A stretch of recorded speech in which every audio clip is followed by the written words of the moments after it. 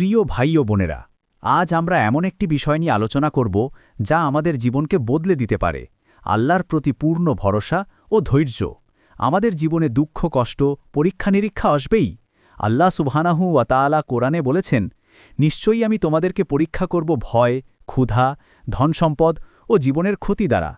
আর ধৈর্যশীলদের জন্য রয়েছে সুসংবাদ। সূরা বাকারা ১৫৫। ভাই ও বোনেরা, আমরা যখন কষ্টের মুখোমুখি হই তখন অনেকেই হতাশ হয়ে পড়ি। মনে হয় আমাদের জীবনে সুখ আর কখনো আসবে না। কিন্তু মনে রাখবেন, আল্লাহ কখনো কারও ওপর তার সহ্য ক্ষমতার বাইরে বোঝা চাপিয়ে দেন না।